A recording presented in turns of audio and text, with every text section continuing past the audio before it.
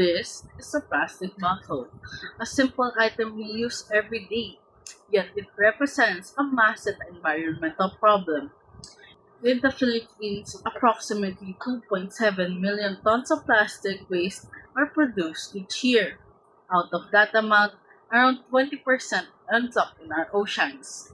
According to an article by Luis Lugas Vicasono, the Philippines contributes 36% of plastic waste that ends up in the world's oceans, making the country the number one polluter of the world's seas.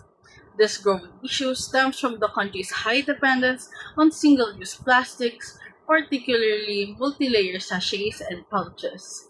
Because these items are cheap and convenient, they have become a daily necessity for many households.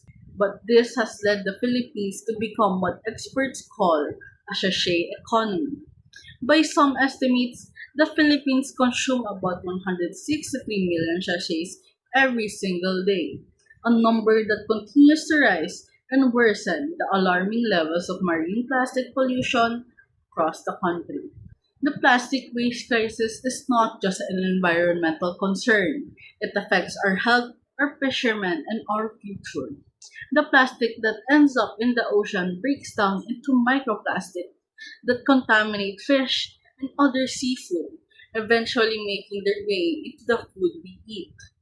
For local fishermen, plastic pollution damages coral reefs, reduces fish populations, and threatening their livelihoods. The problem goes beyond what we see. It impacts ecosystems, communities, and the next generation of Filipinos. But the question remains, can we still turn the tide? Nakakaapekto. Unang-una, nakakaapekto talaga sa mga wawalis kasi 4:30 pa lang dito may nagwawalis na eh. Oo, yun, nagagalit sila, sabi marami raw plastic. Eh, ang plastic naman kasi nagagaling sa dagat. Kahapon, malakas yung hangin. May basura. Umaano rito. Kaya minsan maraming plastic dyan. Sinasagot ko naman yung nagwawali. Sabi ko, sa galing yan dun sa sa dagat. Pag kami naman dito, nagwawalis naman kami kasi sabi ng namin dito, tapat linis nyo, tinutulungan namin nagwawalis yung iba. Kaya nakakatulong din kami rin sa kanila. Yung ano po, yung meron po bang epekto yung plastic po dito po sa tindahan niyo po? Kasi minsan pag may mga customer, pag makalat ang harapan mo, siyempre may mga customer naman, ay, dumi dyan, huwag na tayo bumili dyan, di ba? Kailangan, laging sa tapat mo malinis, para yung customer naman, ay, malinis dito tayo bibili ng food, di ba? Nakakaano po Pag madumi, kailangan, pawalisan mo, siyempre, yung iba naman talaga, hindi mo rin yung mga isip ng tao, may mamaarte, meron naman hindi. Siyempre, pag medyo maarte, medyo makalat doon tayo sa iba. Yung iba naman, okay lang yan, kahit makalat, kasi nagugutom. During World Environment Day this year, Maria Antonia Yulo Loizaga, the Secretary of the Department of Environmental and Natural Resources, at the time emphasized the Philippines' significant contribution to global plastic waste production.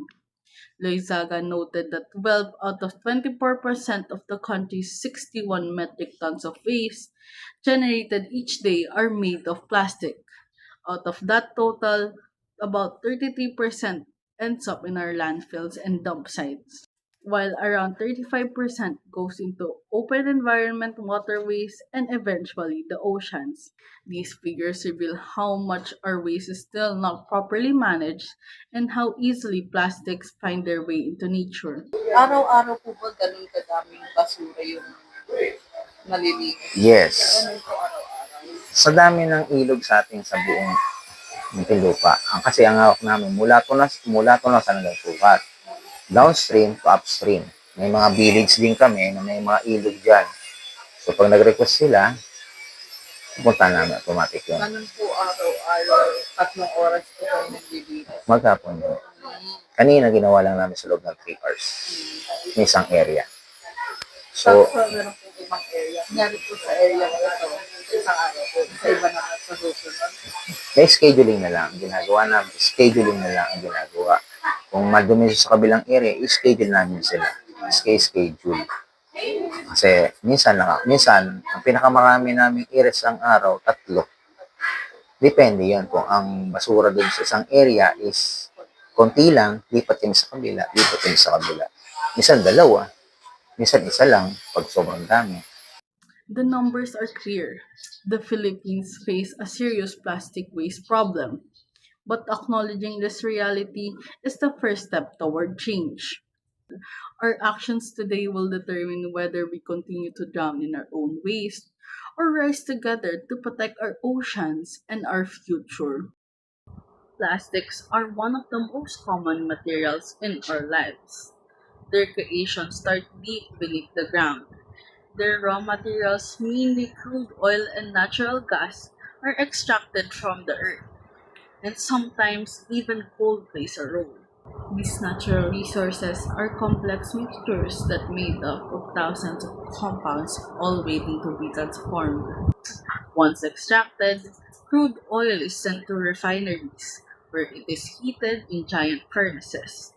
Inside tall distillation towers, the crude oil separates into lighter parts called fractions. Each fraction has its own use, but one is especially important. Naphtha, a key ingredient in making plastics. Natural gas can also serve as an alternative starting material. This is where our journey truly begins.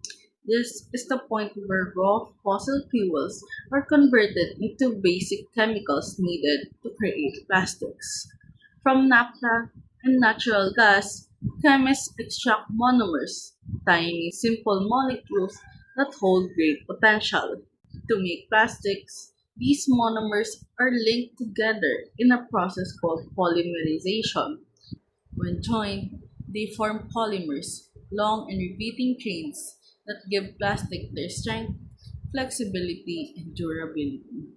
There are two main ways this process happens. First is addition polymerization, where one monomer connects to the next, then another, and so on, building a chain one unit at a time. This produces common plastics such as polyethylene, polystyrene, and PVC, which are used in packaging pipes and household items. The second method is condensation polymerization, where two or more different monomers join together, releasing a small byproduct like water at each step.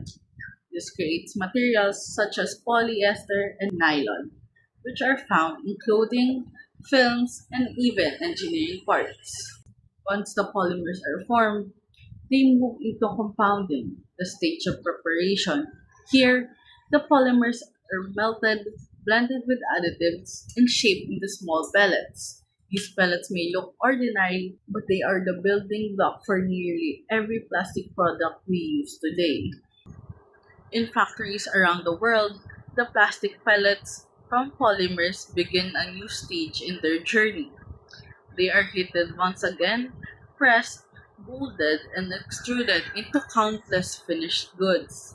Bottles that hold water and soft drinks, sachets that package daily essentials, containers, films, castings, and many other objects. Each product is carefully made out of specific properties of strength, flexibility, color, and texture, all to suit the needs of modern life.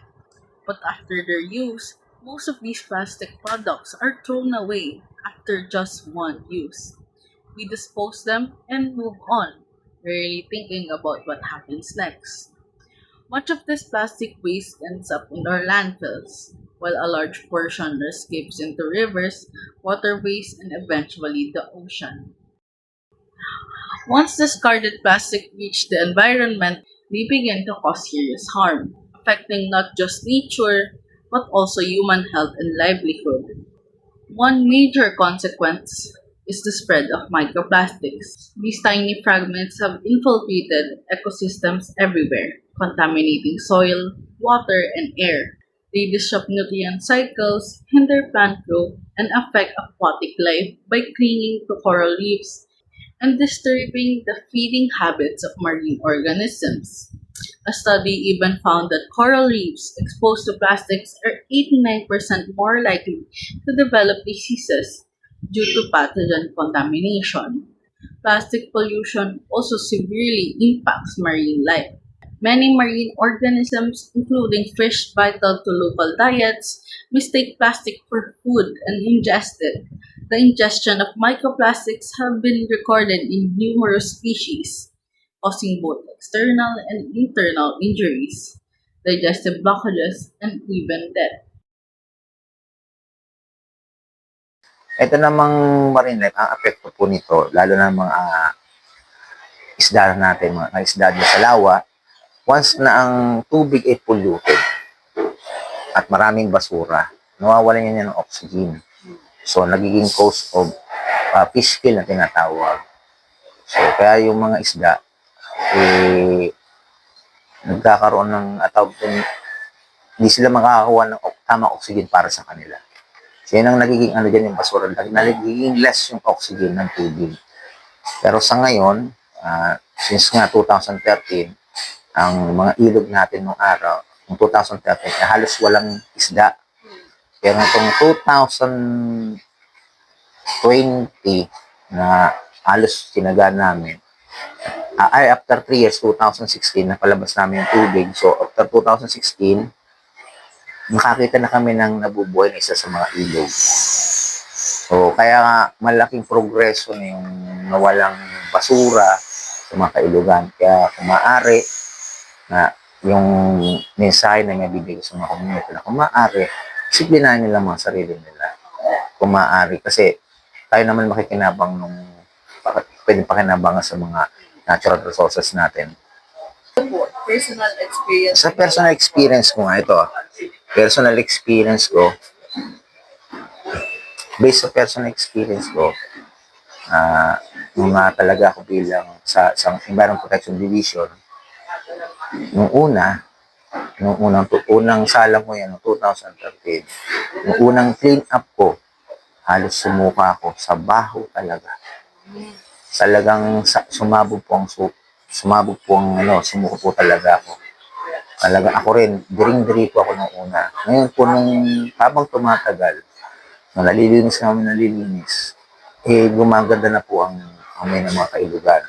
So, sa ngayon, pag may mga bagyo, ganyan, mapapansin nyo, yung mga basura ngayon sa ilog, almost hindi na siya plastic, more on na yung mga natumbang saging, mga ganun yung kahoy.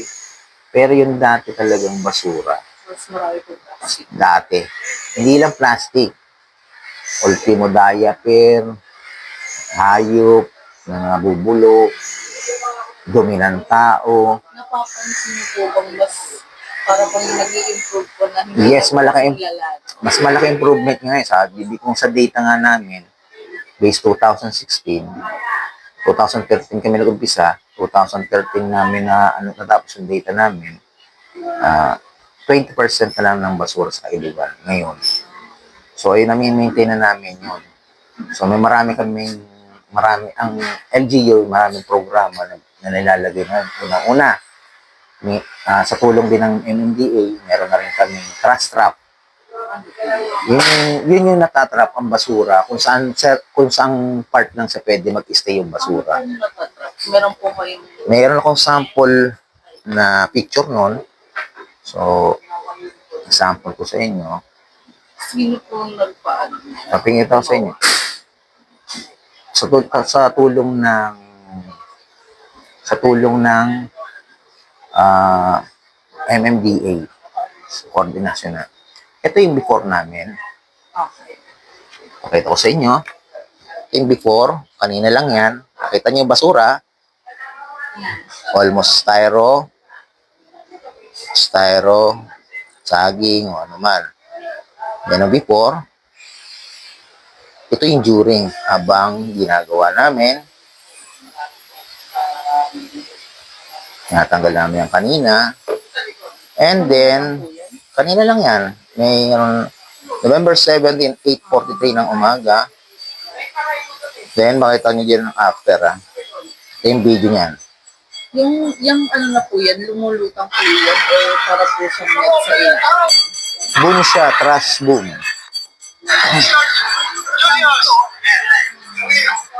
So, kung gusto niyo ng picture, bigyan ko kayo nitong sample. Sige po. Ito yung after. Ah, Kita nyo? Yan yung after na. Pakita ko sa ito. Except dyan, buray ko muna to. Nakakita nyo yung after niyan. Yan, after. Yan yung nasa taas na. Yan yung dumping area yung sinasabi ko. tapos dyan po kukunin Diyan ko kolektahin. Ngayon, yung manakabasurang yan. Hindi na masako siya, pero may iba nakasako. Well reported yan. Para kung anong klaseng truck ang pupunta dyan, para kolektahin yan. Mamaya wala na yan dyan. Wala to. Ano yun po? Tapos ano lang po kayo? Bilang lang po kayo naglilinis? Sa aming naglilinis, sa division namin, 8 lang kaming personnel. So, hindi lang, yes, araw-araw yun.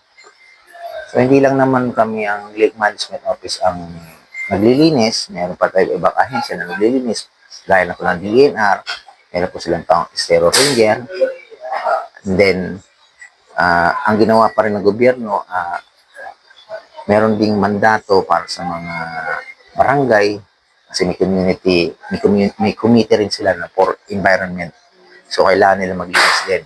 So, halos lahat na nakilos. Kaya, sasabi ko sa inyo, ilang percent na lang talaga ang basura. So, kung ito naman, nakita nyo, pinakita ko sa inyo sa ngayon, yun yung kanina lang yan. Nakita mo kung gaano kagad kalinis. Within 3 hours, tinaramba ko siya. Pero, so, ubos, kagad siya, nakita nyo. So, nakita nyo naman lahat kung gaano kakapal yung basura, yung before. Yan yung before, Yan ang before, makakita. Gusto nyo, send ko sa inyo yan. Sige.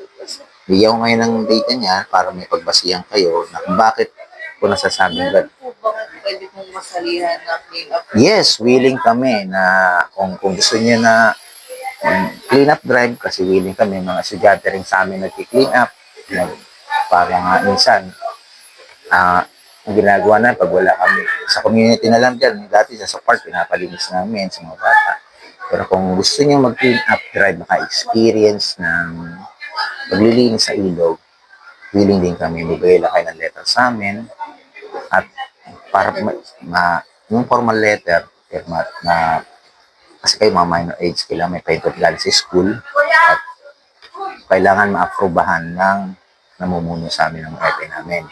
Forma para ma-schedule kung kailan at i-explain namin kung paano yung tamang procedure.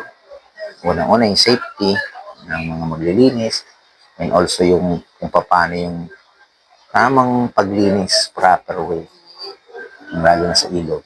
Plastic also acts as sponges for dangerous substances. They absorb contaminants such as persistent organic pollutants and heavy metals from the surrounding water.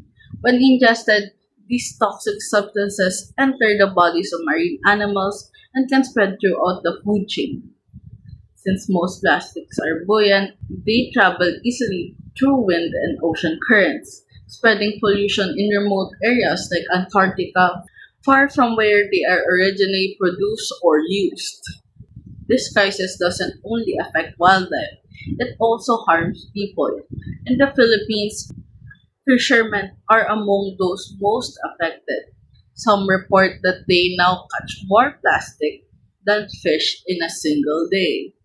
This pollution causes a decline in fish stocks, indirectly reducing the livelihoods and income of coastal communities that depend on the sea. Plastic waste also worsens flooding in cities and towns. Discarded plastic bags, bottles, and food wrappers often clog drainage systems and waterways. When heavy rain comes, these blockages prevent water from flowing freely, leading to severe flooding. Floodwaters take longer to recede, increasing property damage, health risks, and disruptions to daily lives. The effects extend to tourism as well. In scenic areas like Cebu, rising volumes of waste and untreated wastewater are beginning to overwhelm natural attractions. Polluted beaches and marine debris that make once beautiful destinations less appealing to visitors. Coastal communities that depend on diving, swimming, and island hopping suffer when tourists stay away. Ironically, tourism itself also contributes to increased waste generation, including plastics worsening the pollution of coastlines and natural sites. Yes, malaki epekto yan. Unang sa kalusugan ng mga community kasi ang basura is mabaho. So yung amoy pa lang yun, hindi na kaaya-aya para sa mga taong bayan. Malaking epekto po sa kalusugan nila. At saka, halimbawa, kaya nangingitim din ang ating mga ilog.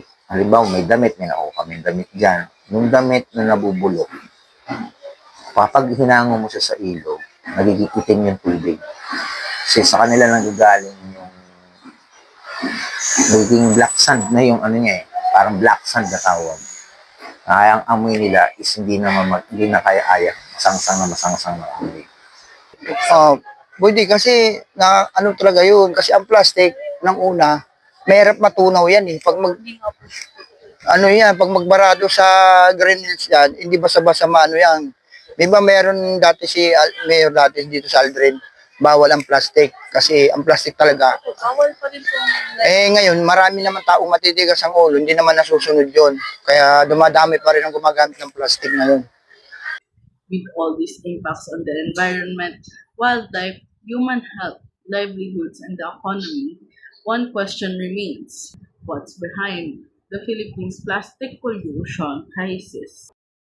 Our plastic waste crisis is deeply connected to our cultural habit known as tingi culture.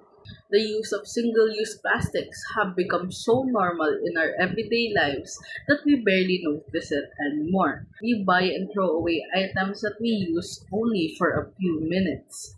Snack wrappers, shampoo sachets, and instant coffee packs without realizing that these plastics will remain on Earth for hundreds of years.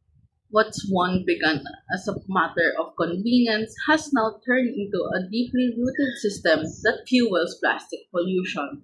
The idea of tingy culture originally came from a place of practicality and resourcefulness. It is the Filipino habit of buying products in small, affordable portions, just enough for a day or two, because not everyone can afford to buy in bulk. This tradition once reflected that thriftiness and simplicity, helping families manage their budget wisely and avoid waste. People bought only what they needed when they needed it. But over time, large corporations saw an opportunity to profit from this cultural habit. They began producing and selling products in small single-use sachets, promoting them as affordable and convenient options for low-income households. While this made necessities more accessible to many, it also created an enormous dependency on single-use plastic packaging. These plastic sachets are among the most difficult types of waste to recycle. Made from multiple layers of plastic and foil, they are designed to preserve the freshness of products, but nearly impossible to process. Most junk shops and material recovery facilities refuse to accept them because they have little to no recycling value. As a result, these sachets often end up clogging drainage systems, polluting rivers, and floating in the ocean, contributing heavily on the country's growing mountain of plastic waste. Ang una kong talagang pinakarason po dyan is kung bakit po dumadaming basura. Dapat po sana ay mga taong bayan magkaroon po ng disiplina. So ang sinasabi ko nga po na kung maaari, libre naman ang paghahakot ng pagkokolekta ng basura, wala naman siyang bayad. Kaya nga nagkaroon ng programa ang ating local government ng gano'n. Kung maaari, ilagay nila sa tamang lagayan at itapon sa tamang dumping area para kolektahin yung mga basura. Ano po, kunyari po bumabagyo, Oh.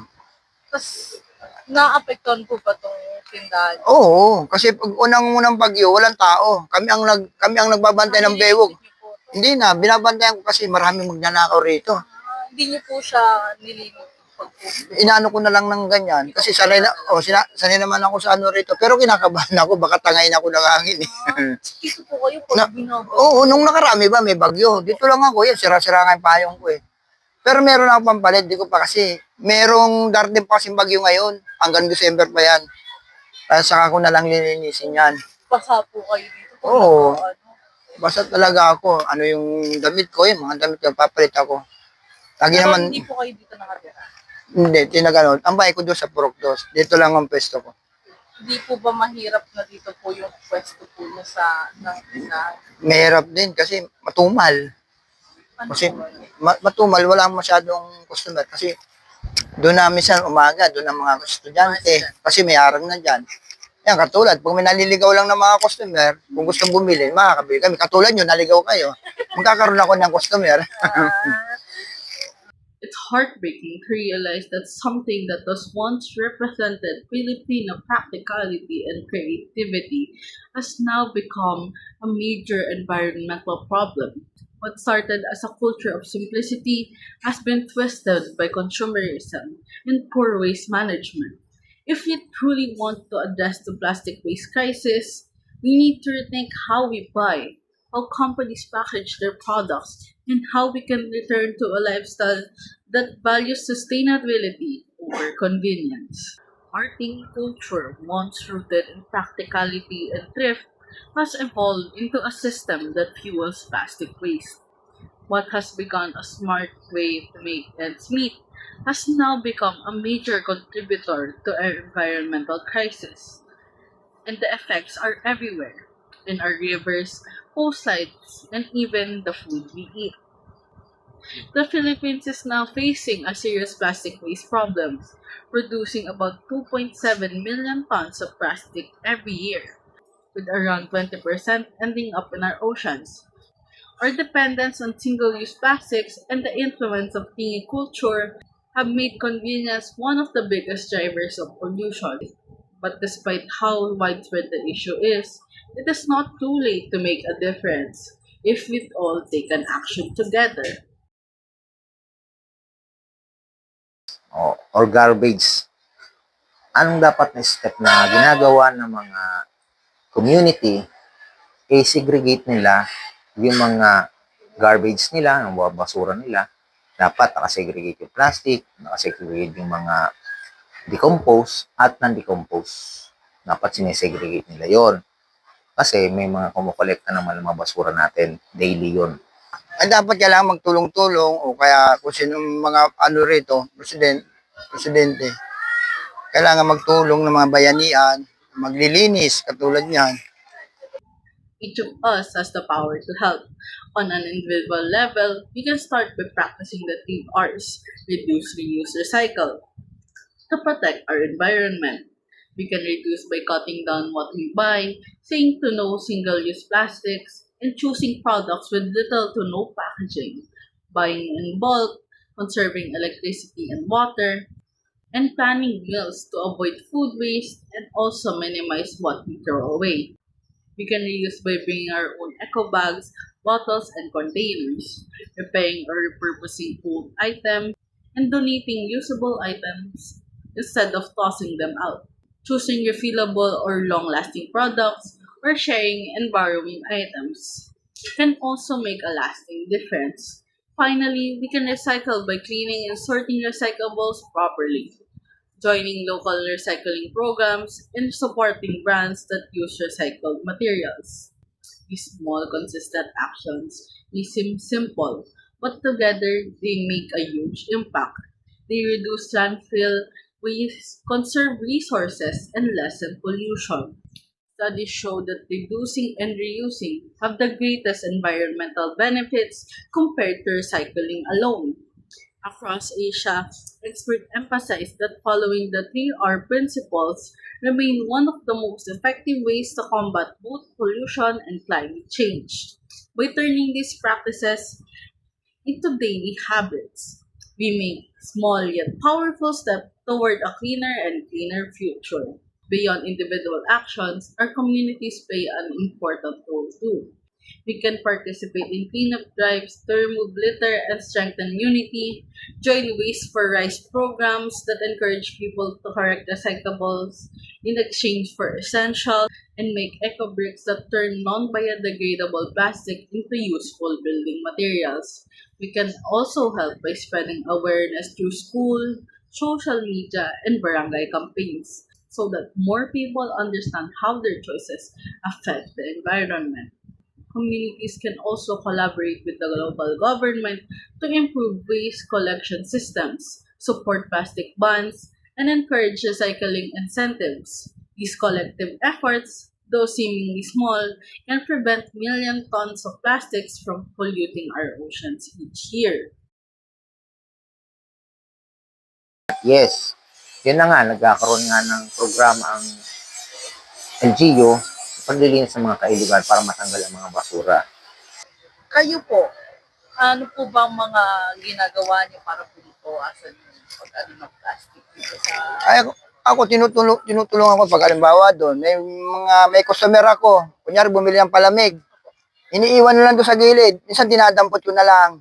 Minsan may nagkakape, naiiwan doon. Kinukuha ko kasi para hindi naman na ano sa mga tao na may upo. Nakikita naman doon. Ako na lang dumadampot. Nilalagay ko na lang doon sa basura. The government, too, has a major role to play. One key measure is Extended Producer Responsibility Act of 2022, or Republic Act 11898, which requires companies to take the responsibility for the plastic packaging they produce. Businesses must collect, recycle, or properly dispose of their plastic waste and meet annual recovery targets, starting at 20% at 2023 and rising to 80% by 2028. The law also promotes collaboration through producer responsibility organizations and rewards compliant companies with tax incentives, while those who fail to comply faces fines. The ERP Act also pushes the country towards a circular economy where materials are reused and waste is minimized. Ang local government, ang LGU, ay gumagawa ng hakbang upang masolve ang mga problema sa basura. Unang-una, ang ginagawa ng local government, nagkakandak ng cleanup drive, number 1 yon. Ngayon, ang Lake Management Office ay merong division ng Environment Protection Division. Araw-araw kami naglilinis ng mga kailugan at tinatanggal namin ang mga basura sa mga patubigan ng mga kailog. Naku, kung ako tatanungin, marami akong gusto kong ano. Unang-una sa ano ko, sa LT ko kasi may sakit ako. Ano pong Yung kunyari, gusto kong humingi ng mga tulong sa government. ano po yan eh? Kung meron po kayong medical Oh, yun. Minsan nakakahingi rin ako sa vice. Yan. kay Labay. Oh, nakakahingi rin ako diyan ng ano yung sinatawag na assistant medical ba 'yon? Apo, alam po ba yun sa SSD po? Oo, yun. Meron pa po bang sa tingin mo meron pa po bang magiging projects ang government sa pag-ano ng plastic waste po? Marami pa, pinaghahandaan pa rin yan kung pinag-uusapan kung paano pa magiging solusyon para maano yung ano. Unang-una, naging solusyon sa atin dito, bawal na ang plastic bag. So sa mga solusyon na ginawa ng gobyerno yan, nagbawal na yung mga plastic bag, kaya pinalitan natin ng eco bag o sako bag. Another important law is the Ecological Solid Waste Management of 2000, or Republic Act 9003, which promotes an ecological and systematic approach to managing solid waste. It encourages segregation, recycling, composting, and proper disposal while discouraging harmful practices like incineration. The law highlights the shared responsibility of national and local governments, the private sector, and the public in managing waste effectively. It also promotes education, resource recovery, community participation to build sustainable habits and reduce waste regeneration right from its source. Together, Through the combined efforts of individuals, communities, and the government, we can begin to break free from our dependence on single-use plastics and transform the way we consume and dispose. Change won't happen overnight, but every mindful action brings us closer to a future where our environment, our people, and our culture can thrive in harmony once again. Across the Philippines, the story of plastic waste continues to unfold. From cities to rivers that lead to the sea, plastic has become a part of our everyday life and a growing threat to our oceans. Every day, tons of plastic flow into the water. Bottles, wrappers, and bags were used for only a few minutes stay in the ocean for hundreds of years. They travel with the currents, breaking down into smaller pieces that enter the food we eat, the air we breathe, and the world that we depend on. Una-una kasi ang plastic, ang plastic, tinapon sa ilog. Ang plastic kasi una hindi naman yan nabubulok eh. Diba? Alam naman natin na hindi nabubulok ang plastic. So, kailangan siyang tanggalin sa mga waterways kasi isa sa nagpupulit ang ilog kasi ang mga isda ay possible hindi na mabuhay pa. Ang maganda dapat yan yung mga hindi mo rin kasi, ito kasing lawa na to, kahit anong linis mo, minsan, hindi mo malaman kung saan nanggagaling yung plastic. Minsan, nanggagaling din doon. Kahit, minsan, alam mo kung ito na to, minsan walang tubig yan. May tupad dito pinapalinisan yan Laging malinis yan. Hindi, tapos pagkatagal-tagal na naman, pag bumabagyo, dami na naman ng plastic, di marami kung saan nanggagaling yan. Marine animals mistake plastic for food. Coral reefs suffocate under layers of debris. Fishermen return with fewer catches and coastal communities with polluted shores. What was once a source of life is now filled with waste we left behind. Still, we see efforts to make things better. People are taking action, organizing cleanups, recycling, reducing their plastic waste, and finding alternatives in their daily lives.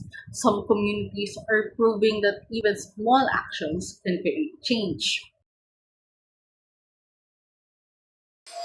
So ah, sana maging maayos. Ito, based on sa experience namin, year 2013, ang water pollution and waterways sa mga ilog is halos hindi mo na makita ang tubig. So, nandun na yung ang number one, yung water lily, nasa ilugan na, mga plastic, basura, tinatapon nila ang mga hayop, minsan nakakuha kami ng tao, napatay, o ano naman. After nung na-turn over sa amin, 2006-2013, itong kasalukuyan na nangyayari. Mula sa downstream to upstream, almost 20% na lang ang wastewater na nakukolekta namin. Kasi yung 80% nagawa na namin sila, solusyonan na namin sila. Kung paano namin ginawa yun, sa pamamagitan ng pagtutulungan ng mga community, nagkaroon kami nga ng clean-up drive, mga volunteer, mga office mate namin, o mga co-employee na nag-clean up drive yan. Lagi. Nagkaroon kami quarterly, meron kami quarterly clean-up. Oo, kailangan sa ganito. Kasi pag maganda ang mo rito, dadayuin to Pag maganda, kunyari, malinis, nakita sa post, maganda pala sa bayanan, punta tayo doon. Maganda ang doon. Pero kung makita mo doon, diba? But these efforts are only the beginning. For every bag collected, there are still millions more floating in our seas. For every policy passed, there are still habits still hard to break. And for every success story, countless challenges are still waiting ahead. The truth is, we don't know if we can completely undo the damage we've done. The problem is too large, and time is running out. But giving up only means a future where oceans remain filled with plastic instead of life. Our progress will depend on what we chose to do, not tomorrow, but today. Each decision we make, each piece of plastic we refuse, And each act of care can bring us closer to a cleaner and safer oceans. Unang-una, ang message ko sa mga publiko, kung maaari, disiplinahin nila sarili nila. Kasi kailangan po, may mga panuntunan tayo na kailangan natin sundin. Unang-una, may proyekto ang ating solid waste na ihiwalay, ay segregate ang mga plastic, mga hindi nabubulok, at yung kailangan yung biochemical plastic, mga biochemical waste, kapit hiwalay siya. So, except doon, ang LGU, dito pa, sasagutin ko pa dito sa anong ginagawa ng government, ang LGU, meron ding programa na kolektahin ang mga basura every day. Umpisa po sila ng umaga hanggang gabi. Almost 24/7 po sila nag-ngolekta ng basura. Like, pupunta po kayo dun sa ilog, kayo po. Kami taga-Ilog, halimbawa kami po ay nag-clean up drive. Sinako po na, sinegregate po namin yon. I-report namin yun sa magkokolekta ng basura. So, pupuntahan siya ng truck para kolektahin po yung mga nakasakong basura.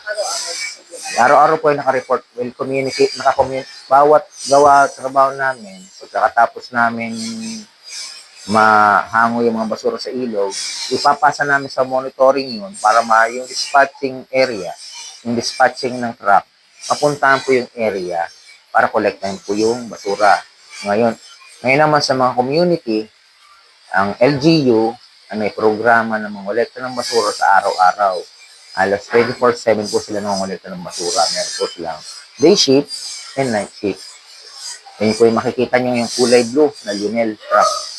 So, pupunta po sila sa ilog. Hindi lang sila ilog. Hindi lang sa ilog sila pumupunta. Pumupunta rin sila sa mga village, community. May mga area na dumping area, kukolektahin nila yung mga basura. Kaya naglagay ang LGU ng dumping area sa kada community kung saan pipick upin ang mga basura nila. Kaya ang halos mga community natin ngayon, hindi na gaya natin na almost hirap sila magtapon ng basura kung saan na lang. So meron pa rin talaga sa ngayon. Kasi kalukuyan, meron pa rin sa ngayon na itatapon ng basura sa ilog. So, yun pa rin ang mensahe namin na kung maaari, huwag na lang itapon ng basura sa ilog kasi talagang yung ilog po ay kinukuha na po natin ng water resources po natin. Yan din po kumukuha ng tubig ang Maynilad. Ang sasabihin ko, sabi ko sa ay ang ano ko dapat na masabi sa kanila, dapat marunong silang umano sa yung kalat nila, dapat nila, ilagay sa tamang lagyan. Huwag na lang pakalat-kalat. Kasi iba dyan, hindi naman taga rito. Okay na sa kanila, itapon doon. Tapon ganyan. Minsan dumadayo, yung isa pa rin yun. Kung lang iba rito, napapagsabihan naman yung mga taga rito eh. Kasi minsan mayroon sa kanilang mga barangay dyan, pag nakita may mga plastic, doon sa kanila, pinapadampot. Yung iba karamihan taga rito na hindi taga rito. Tinatapon yung mga plastic, yung mga, yung makaramihan dito eh. We can turn the tide. We can build a future where our sea are free of plastics and our communities are thrive once again. But whether we reach that future or not, that is something only we can decide. The future of our oceans and of our country is in our hands.